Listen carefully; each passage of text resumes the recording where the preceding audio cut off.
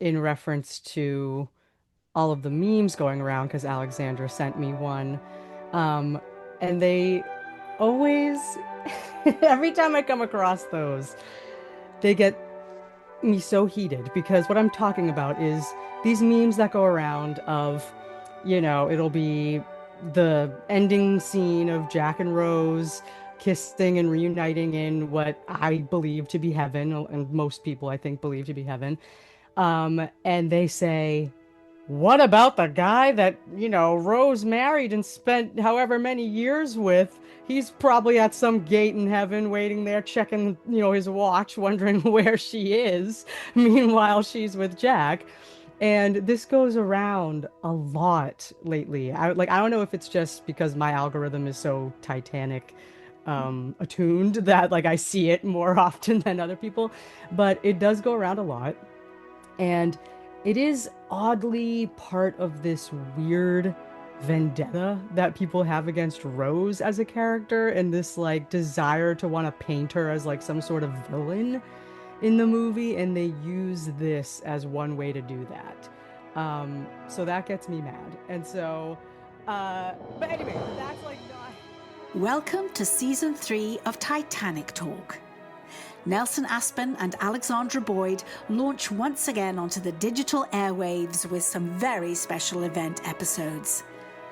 Here we feature stories from the independent documentary Ship of Dreams Titanic Movie Diaries and continue to explore all aspects of the iconic ship. From James Cameron's epic, groundbreaking movie to the history and legacy of Titanic herself. Actors, historians, authors, descendants and fans come here to talk about Titanic. This is your first-class ticket to everything aboard the Ship of Dreams. Welcome to another episode of Titanic Talk with Nelson Aspen, that's me, and Alexandra Boyd, that's she. And those are our pronouns for today anyway.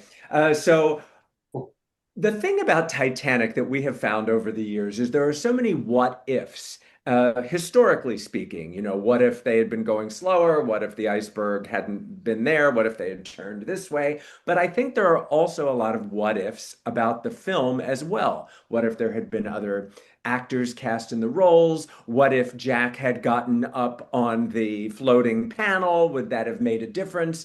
But it occurred to me recently the what ifs about the great love story of Jack and Rose. So we all know, spoiler alert, if you've never seen the film, that Jack doesn't make it, but Rose masquerades as Rose Dawson and goes on to presumably live a very, very full life, as evidenced by when we first see her as Gloria Stewart, she's wearing diaphanous clothes, she's lived to be over 100, she's taken up pottery, and from the pictures on her nightstand, we know she had a glamorous life, she was an aviatrix and liked horseback riding. So she has, most importantly, she has a granddaughter who takes care of her. So how did she get that granddaughter? Unless she was pregnant when she left Titanic and then went on to procreate, she must have found love again after Jack, or at least some guy. So I said to Alexandra, can we do a hypothetical what if episode of Titanic Talk? Who would have captured Rose's heart if in fact it was captured at all after the events of the film? And Alexandra came up with the perfect panel. Tell us more, Alex.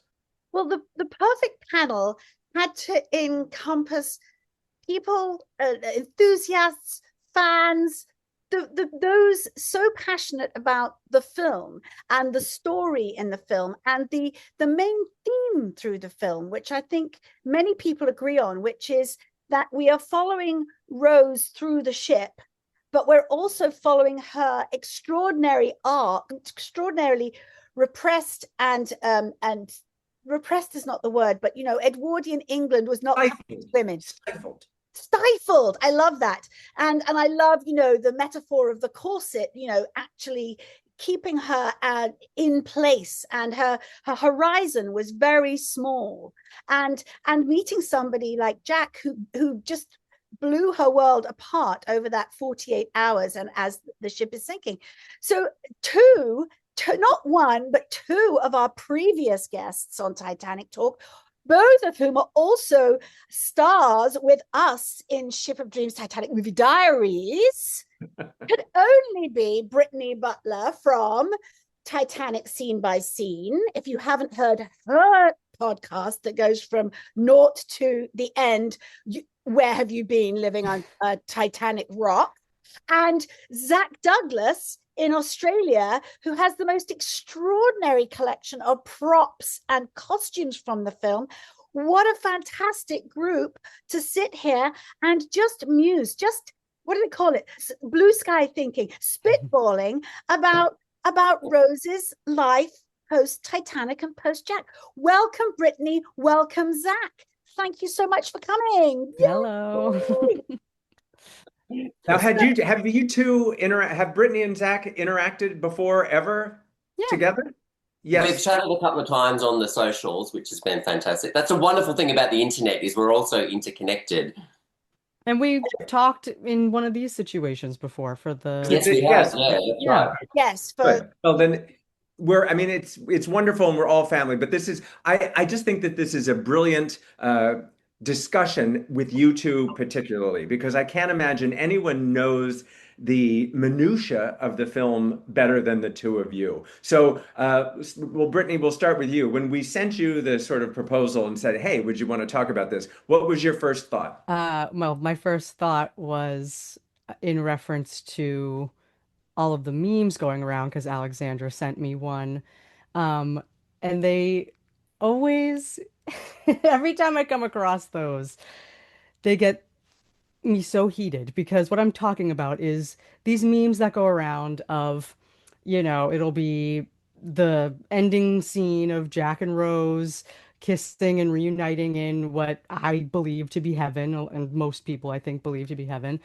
And they say, what about the guy that, Rose married and spent however many years with? He's probably at some gate in heaven waiting there, checking, his watch, wondering where she is. Meanwhile, she's with Jack. And this goes around a lot lately. I don't know if it's just because my algorithm is so Titanic attuned that like I see it more often than other people, but it does go around a lot. And it is oddly part of this weird vendetta that people have against Rose as a character and this like desire to want to paint her as like some sort of villain in the movie. And they use this as one way to do that. So that gets me mad. And so, but anyway, but that's like not, that's not necessarily. My child get mad. I've listened to your podcast through from the beginning. I found you in the middle and then we went to the end and I started at the beginning and now I'm in, and I enjoy your point of view on the story and the script and the visuals and everything so much. It's so smart. And I can see how deeply connected you are to the story, as are hundreds of thousands, millions of people who've seen the film. It does feel like it's like listening to you speak. It's like, people who love Jane Austen characters.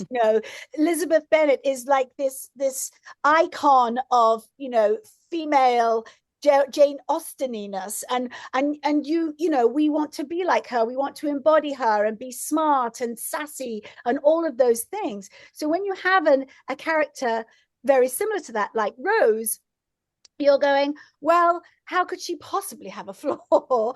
But maybe, we're all flawed as human beings, however good and kind people are. There's nearly always some skeleton in the closet, even if it's a little bone. It's I think you're right. Zach, what do you think? Where does your heart and your mind go once the credits roll on Titanic? Well, it's interesting that Brittany says about algorithms. Well, I mean, my algorithm that always comes up in regards to the topic that we're talking about is that old Rose is always just banging on about some really good D that she got back on a cruise ship back in the day. So Yep. I kind of feel like there's a multitude, there's a sub layer here too, is, well, Was it Rose's first time? Did she lose her virginity on Titanic, or is it a case of it was just a little dalliance that is very, very memorable that sticks in her mind? So, I mean, I made some notes. I don't know whether anybody else did. And he's set decorated. I will put, for those of us who are seeing this on YouTube, you will notice that behind Zach, we They're see all the having very fun. framed photos that we see in the Well, film. because I sort of tried to pick all of the old Rosie sort of stuff. Yep. Last night I was, because it's very early in the morning here, I was last night sort of thinking I need anything that's like old Rose related. They're going to want like old Rose in this. Do you know what I mean? Hey, that's a, I mean, this is an episode for us to talk about hypotheticals. Did Rose lose her virginity to Jack, or perhaps she already had lost it to Cal? He does infer, doesn't he? I thought you were going to come to me last night. Yeah, I know, which is always Like, kind of a little bit of like, are they or aren't they? Are they, aren't they? Are they sharing beds? Are they not? beds, yes, bed sharing. Well, no, I think we talked about it on our podcast too. Like, I think I always thought that that was Cal trying to cross that bridge with her and her constantly like putting up a wall there. And I think that one line was him having hope that, he'd hoped that it would finally happen last The night or door was whatever, always open from you his know. point of view. Yes. Everyone always remembers their first time. And I always kind of feel like, is that the point of the story here? That she's sort of referring back to her first time in the backseat of a car. So you can sort of think, well, for anyone that's ever done like it in the back seat, like they'll remember, like, you remember that first, there we go. Do you know what I'm saying? Like we December always 16th, remember. 1979. Oh, I'm sorry. For Rose to have sort of gone off and had her own life too afterwards, you've got to remember at the end of the day, she got off that ship with nothing. She had a sloppy dress and some scuffed shoes, and that was virtually all that she walked away with at the end of the day. She couldn't go back to um, good, high society because everybody knew her. Like, it was a very small claustrophobic environment. Everybody knew everybody's business back then. So essentially, she would have had to have gone down the road of marrying and looking for love in a more demure, lower social demographic. Do you know what I'm saying? Like, Mhm. Yes. so the whole thing is like tipped on its head for her. I mean, you've only got to look at the introduction that we get to Old Rose. She's not living a very glamorous life. I mean, it's quite, It's the thing that never ever makes sense to me, that she hung on to that necklace and didn't ever sell it at auction for her family, for her, for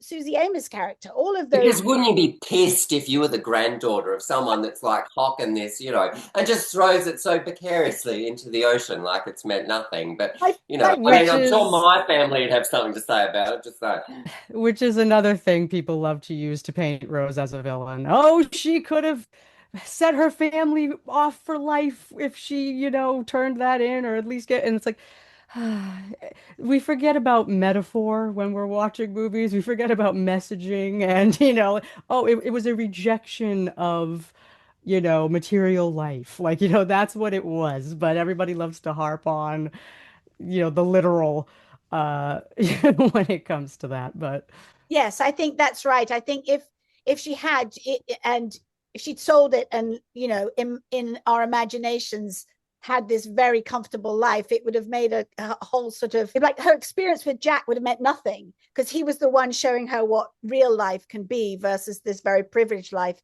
trapped life that she was able to escape. I mean, your point is really good, Zach, about she walks off the ship in a coat and a flimsy dress and some slippers. And what does she do? What could we imagine she I did? know You know, what's her first point? Is she going to sort of, go to the corner bar and have a drink? Like she's going to need something to eat? Like what does she do from that point? Like being there has rude to be as well, some sort of touching like her mother. monetary gain to get to that next point. Like how do you don't just go through life for free. Like she's going to have to do something. And I often sort of think, well, what was that next step? I never thought about that, right? As soon as she docks on the Carpathia, like, first of all, she has to avoid her family and anybody else Exactly. on the Yeah. ship in order to get off.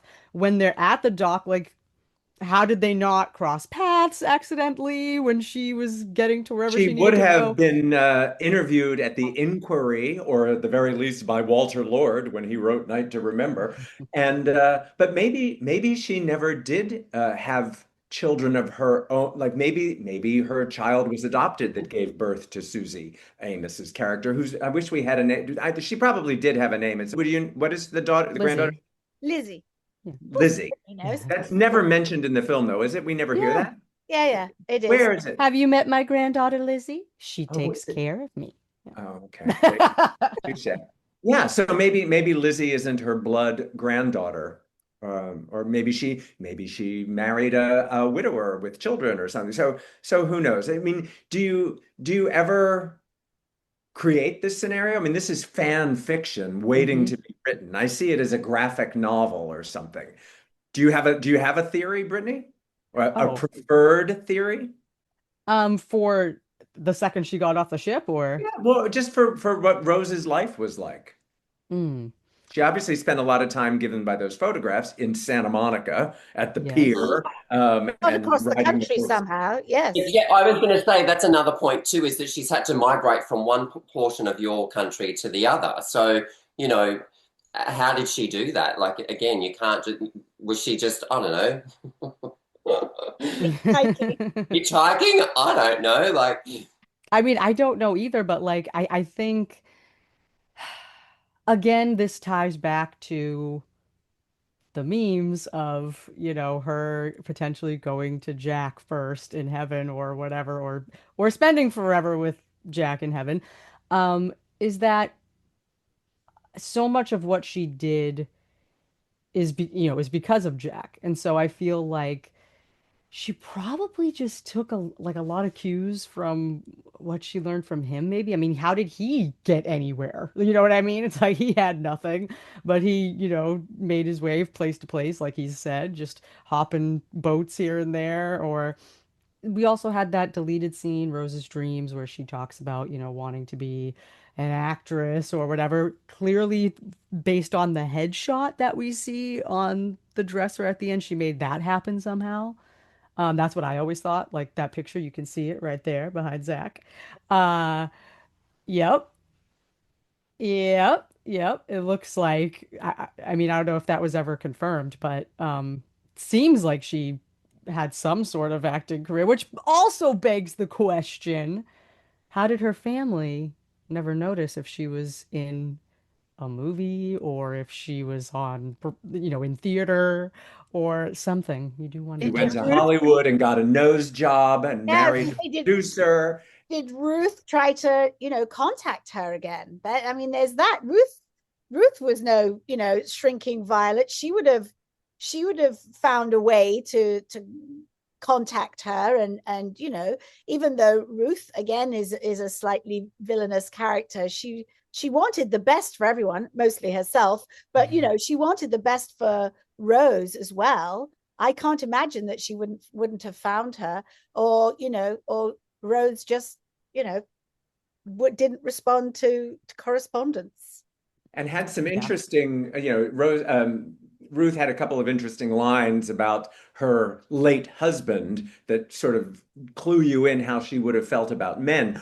Brittany, what I find fascinating is you've made me think like that you find yourself in the position to defend the character of Rose against online bullying, hatred, conspiracy theories, etc. Zach, do you feel that? Uh, what is your feeling about Rose? Do you have an affection for her? Have you encountered that kind of Rose hate? This is news to me. oh God, yeah, absolutely. I'm a little bit on the fence about it because yeah, I kind of see that Rose was very irresponsible. You've got to think about it in a 1912 perspective. What Rose did was extremely selfish. She put herself first, which a woman in that situation would never have done in Edwardian society. You've got to really hone in on that. Um, but I guess that's Cameron's message in the film is that money at the end of the day is irrelevant. She made reference to in the deleted scene about being poor but free, and that's kind of where I see her going afterwards, that money was just not really her key focus. It was she wanted to live a life of happiness. She wanted to be free, and she didn't want to have that life expectation of who she is supposed to be. So, yeah, did that? I don't know if that really answered your question. Do you ever muse about Rose's life post Titanic? I mean, the man she might have found. I mean, we're all we like to believe there's only one person for us, but that we know that that's not true. You can love more than one person over the course of 100 years. Oh, totally agree. I think we find, I think we find something that we can learn from everybody in any interaction that we have in life. I think I fantasize more about like what happened with Ruth and Cal, and I go into that sort of Edwardian culture side of things, whereas Rose, I feel like because she's rebelled against it, it doesn't resonate with me quite so much. But I'm happy for her. Good for you, girl. Like, Well, we off know you what happened go. to Cal. It didn't end well for him. Like, what a dramatic story to be told, too, that he felt, at the end of the day, Cal felt the pressures of society and expectation and wealth, and he literally put a pistol in his mouth. So, And he had his that's, own family too at that point. yeah, exactly. Yeah. Well, It's she'd have ended funny. up penniless anyway then. If she had married him, she'd have ended up with nothing if he lost everything in the crash. We talk a lot about the post-traumatic stress aspect of that such a disaster would have on people. And now you've got me thinking about, well, what would Rose, Rose was pretty, even though she kept it a secret for 100 years, but then she was pretty quick to tell her tale and revisit it all and tell her story. But I don't get any hints of PTSD from the character of Rose. Or is the fact that she needed to tell that story enough PTSD to push her over? Because if you've kept a secret your entire life, of course she's going to offload in one ginormous, 3 hour blur. Like, And that's why I think, it's still debated, but to me, I think it's clear that she passes away at the end of the movie. I agree. And so I feel like she held on to that secret for her whole life. She finally let it out, and it must have been like the craziest weight off of her shoulders, and she was able to pass. Like that's why you know what I mean? It's almost I like don't like to believe that she would have. I don't like the ending that she would have thrown the necklace into the sea. I would like to think, conversely, that rather than keeping that treasure and that secret from Lizzie, maybe she wrote it down and maybe it was sitting in her dresser back at home, and Lizzie would have eventually found that along with the necklace. So she would have had not only the truth, but the inheritance. Yeah, what mm, else was she planning on doing with the necklace? I also think, and this is sort of from personal experience too, when you have a short, very hot and heavy affair with somebody, it's very easy to fantasize your beautiful oh, life yes. together Yeah. ever after, with no mortgage payments, kids, washing up, duties, who's going to take out the trash. It's very easy to encapsulate that moment and bring it through with you through your life versus marrying anybody else and being in a marriage and being in a long-term relationship, which we all And real life, real life. real life. Yeah, real life is Two not world wars and a depression and two world wars, real life. the Spanish flu. There's a lot that my grandparents' generation went through, and that what's inherited trauma that I'm aware of how the early half of the 20th century was a terrible time for a lot of people who just were caught up in it. And hers started with Titanic. And we've also looked at other people who survived with survivor's guilt and depression, many of the crew in particular, who really did not live a good life afterwards. It was a life-changing, literally a life-changing event. And for her, even in a fictional sense, I think, we have to give her credit that she was this very strong individual. I actually don't think she's super selfish. I think if it was a man who'd done any of the things that she she did, we'd have gone like, yay, yay, that's strength of character. But in a woman, it's seen as self-serving. And I think she just did what she needed to do. And sort of going back to like, I remember when I was an actress looking for work, I would do all sorts of, minimum wage jobs to carry me through. And she's well educated. She could do a lot, well read. She could do a lot of things probably to get her to Hollywood and start working. And then, of course, she's beautiful, so and emotional and smart. She would. It doesn't surprise me at all that she could have been a movie star. Or Rosie the Riveter. I mean, she could have just been she could have done that as well. What's going to be fascinating is to see what the comments are on this episode, Oh, because now we have to what invite we have comments. done is stimulate everybody's imagination and hypotheses to weigh in on this. I don't know. Are there any other characters that stay with you the way this scenario stays with us? I don't know. I was taking notes on something Alexandra was saying. Um, Do if you tell. don't if you don't mind. No, Um, awesome. when you mentioned or you thought like what else could she have been like holding on to the necklace for? Like what other thing? There is a deleted scene where she says a direct quote of the hardest part about being so poor was being so rich. Um, and that every time she thought about selling it, she thought of Cal, and that somehow she was able to make it without his help. So I think she just oddly kept it for like a weird sense of motivation or Oh, something. yeah. Yes. Um, and she also couldn't sell it, I don't think, because isn't wouldn't that have Traceable. been somewhat traceable? Like if Yes, yes. Mm. suddenly someone goes running into a pawn shop or something with, this bazillion-dollar necklace that, is compared to the Hope Diamond and everything. Oh, look. There you Oh, so go. you had it the whole time. Much for it, Governor. How much? Zach just pulled that right out of his pocket. I have a ring version of it too, but I forgot to put it on. It's in my it's in my Zach, what other notes do you box. have there? You said you had some notes. You've got some. Well, because I often wonder about, well, what kind of a guy was the person that she ends up hooking up with? And it got me thinking last night, well, like I said before, she couldn't have picked anybody in high society. That's completely ruled out for her because she would have blown her own cover.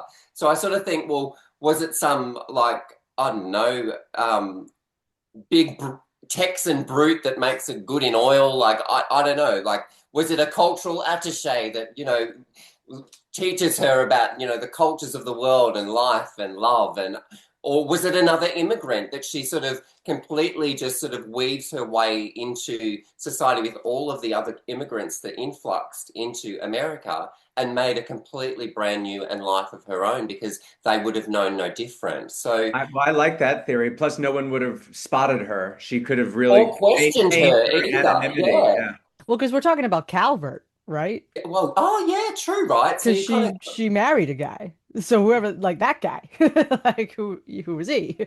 And of course though, because like we said, she could have been with more than one person over the course of her Long. 4 4 years since Titanic, so but she did end up marrying that guy for however, but we don't know because that's the thing where a lot of people say, what happened to, where's Rose's husband in this situation and in because we know he died because Lewis says that Calvert's dead right at the beginning of the movie. So, um, you wonder how long was that marriage? It could have only been a couple years. They could have been divorced. You know what I mean? Like all these things where you think, um, that I don't think people think of when they mindlessly contribute to those memes that go around as well of just, Yes, that it may have ended badly, or yeah, and she didn't make the right choice, or it was short lived. Yes, I like that. Could I she like have been a single mother? Maybe Calvert was a made up, Calvert. I did Maybe it always was think that made was up. oddly close of a name, honestly. Every time I thought about that last name, Is but there any possibility? Let's assume that they did actually do it in the car, or maybe she did it with Cal on the ship. I don't know. would it be a possibility that she left Titanic pregnant? Pregnant.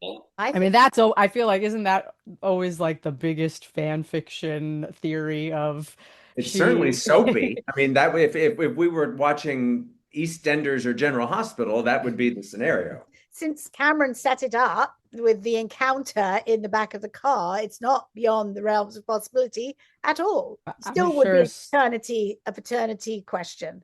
Oh yeah, well yeah. I mean, I know for a fact that there were lots of fanfics like, oh, Rose actually got pregnant with Jack's baby after everything and whatever, but my thought always goes to how would it have survived in those frigid temperatures? I I don't know. Hello, frozen embryo. I mean, I mean, yeah, but I Well, mean, now after I feel like we're at a pajama party and we just finished watching Titanic and we're all gonna do, like play what about or what if. So now it I might mean, might Rose almost died. You know what I mean? So Yeah. I find it hard to believe that and like yet it could it's have. become this romance. I mean, Titanic has been romanticized before and since James Cameron's film. I mean, it was obviously romantic to him sufficiently to create that Romeo and Juliet story. So here's my question for the panel. If you could be with any Titanic character based on a historical figure or out of the furtive imagination of James Cameron's mind, who is the character you would be most attracted to from the 1997 world of Titanic? Brittany? Well, I mean, I think for every 90s girl, it's gonna be Jack. You Right? know what I mean? For me, I mean, for a lot of reasons, I've always loved the character, just the mindset. I mean, I got make a count tattooed on me. We know this. This is from his speech. Got it on my wall over here, so and then of course, like I said, just every young girl who grew up in the 90s and 2000s, young Leo was just everything is if we're talking about attraction. So, yeah. I'm the polar opposite. I'm sorry, Brittany, but the for me, I was rooting for Cal. Like I feel like I was a lot more sexually attracted to Cal's character. I think he was a lot more sort of suave, sophisticated. Leo never did anything for me. I'm sure we've had this conversation before, Alexandra, actually, that it wasn't until Gatsby when Leo was much, much older that I sort of went, hmm. I feel like Cal just, yeah, would have ticked the boxes. Yeah, we know he had a bad end, but I guess sexual attraction wise, the Officer Lowe, do we all? I think there's a bit Oh, of is a there any? I mean, Alexandra knows this. Is there anybody alive out there? yes. Mm. Oh my Alexandra, God. it was 1997 after Alexandra had finished the film, and she was telling me stories from the set. And when we went to see the movie, and there I see him doing that whole thing with the light and looking, and that was the only officer that tried to go back for people. And I was like, wow, who's that? And he taught me how to correctly pronounce his name. Johan And, Griffith, yeah, Griffith. and and tell us and our listeners the story you told us about he was very musically inclined off camera. Oh, yes. Well, we would all go to the bar of the resort where we were all being put up, and Irish Brian Walsh would bring his alien pipes and he would play in the bar. It was like being in the third class dance scene, although I didn't know that was going on because we just knew our bits that we had filmed. And we'd sort of go around the room. It wasn't just Johan, it was Ewan Stewart, who played Murdoch, would get the guitar, and because he's Scottish, he would sing this beautiful Scottish folk song. And then Ewan stood up and sang Mifanwi, which is a very traditional Welsh song. And I remember Jonah, who was Leo's assistant, he sat there utterly mesmerized by this beautiful tenor voice that Johan has. And he's like, man, how do you know that song? And Johan went, everybody knows Myfanwy in Wales. You could Google it now and listen to all male Welsh choirs singing this beautiful, beautiful ballad. And then it would go back to Brian, and he'd play the pipes and play a jig. And it was just and then Craig Kelly. played Harold Bride, he was utterly obsessed with Oasis. So he was like, play Wonderwall, somebody play Wonderwall, which completely killed the atmosphere. But it was some of the most magical times, actually. And yes, Johan has the most beautiful voice. And ever since you told me that story, I've always appreciated him even more as an actor because there was something relatable about hearing how he was off camera that has always made me enjoy.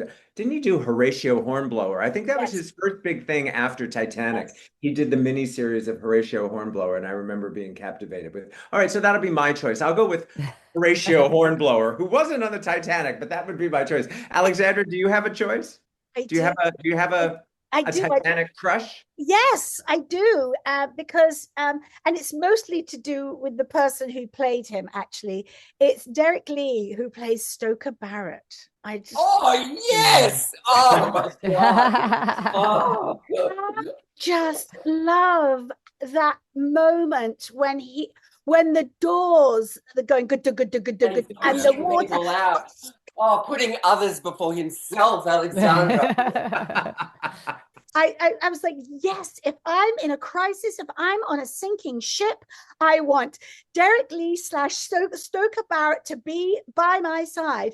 And then my story about Derek is my very first short film is called Boxer on the Wilderness. You can find it on my Vimeo page and on YouTube.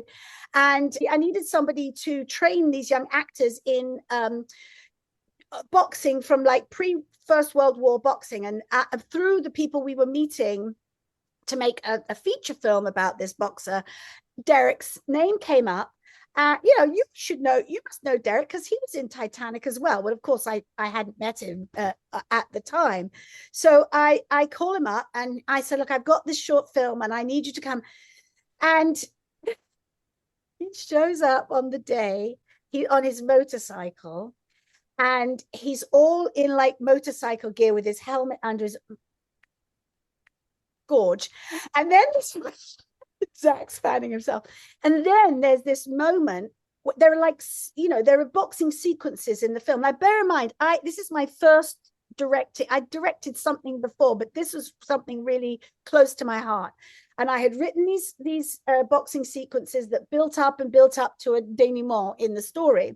I was like, oh my God, Derek, we've not got we haven't got the bit with the hymn, the climax. He went, it's all right.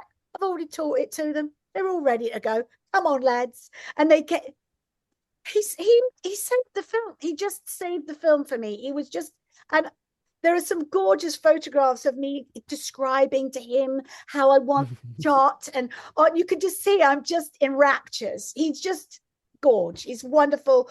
And we interviewed him on Titanic Talk, so I'll put the link to that. He's still hot. He's done so much stunt work. He does the Bourne Ultimatum, all the James Bonds. I mean, everything. He coordinates, or he is a stunt person. He can barely remember them all. His IMDb is like so long.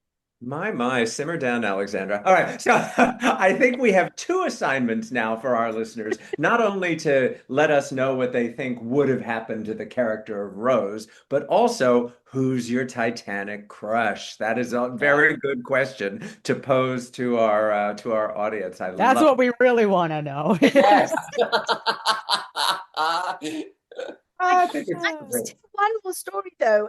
Do you remember, Nelson, at Titanic weekend in April, there were two cousins who were descendants of a third-class passenger who survived. She was newly married, so it was not quite their honeymoon, but they were emigrating to America to start their married life, and he did not survive. She went on to marry somebody and have something like 12 children. Yep. But when she passed away, they found all these letters from this first husband that she had held onto and clearly just held a candle to her whole life. And she died in her 90s. You know, it was a very sort of similar parallel story. And somebody's like, what about that poor bloke?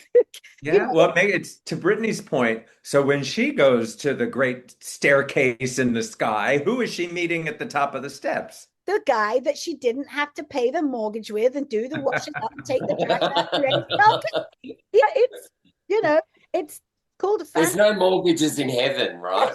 They're all paid off. Oh, it's amazing. All right, before we sign off, just any I want to ask each of our guests if you have any final thoughts about the hypothetical world of Titanic. If there's just maybe one thing that you want to put out there in your wishes and your fantasies for Titanic. Marry Uh, well. Just saying. Very well. Just as easy to fall in love with a rich man as a poor man. I got Yeah. told that when I was in my 20s more than once. Did you hear that pug snoring? That was the biggest snore. He just went.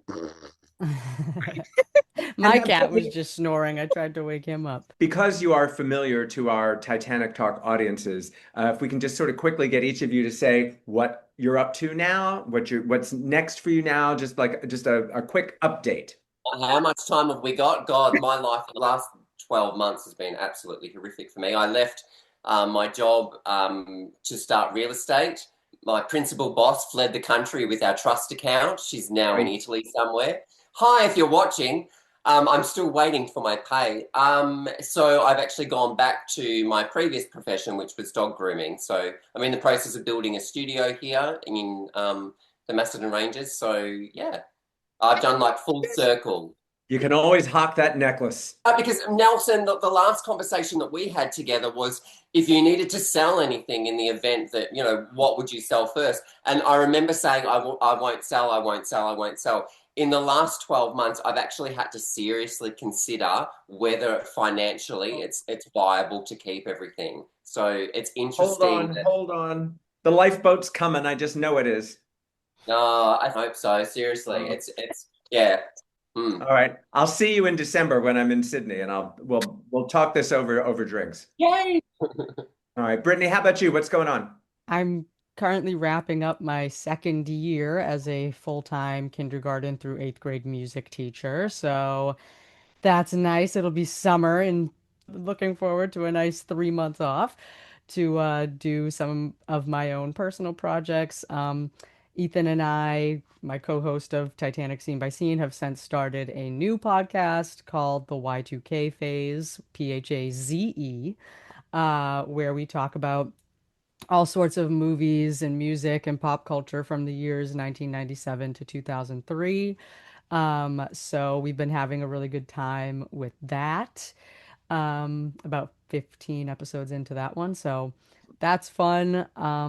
It's great. All I can say is that those are very lucky little kindergarten music students. I think you would just be the ultimate. If I were in kindergarten, to have Miss Brittany teaching me music would be ultimately just so wonderful. I can only imagine how much they adore you. Thank you. They've put on very great Christmas and spring concerts. I've been told, not to brag, but I have been told that since I started working there, the quality of the performances has gone up and that the kids seem a lot more engaged. So I do take some pride in that. So Good, thank as you. you should. Good. All right, panel. Thank you for being a part of this discussion and this rather offbeat episode of Titanic Talk, but it was fun. I think we should do more hypothetical More discussions. hypothetical questions. I love that. Yes, more hypothetical questions. I think I just like saying hypothetical. We send you lots of love and thank you for joining us. And Zach, thank you for getting up so early for us. The best. No, don't even get me started. Don't get me started. Now you have the whole day. If you've enjoyed this podcast, please leave a review. And if you'd like to hear more podcasts like this, hit the subscribe button. For information on where you can see Ship of Dreams, Titanic Movie Diaries, go to shipofdreamsfilm.com. Titanic Talk is a production of Ship of Dreams Film Limited. We've launched a line of Titanic Talk merch. A cap, a mug, a tote, a t-shirt or a hoodie. You'll be sure to find a unique gift for the Titaniac in your life. Look for the link in the notes and on Instagram, or go to bit.ly/Titanic Talk Shop.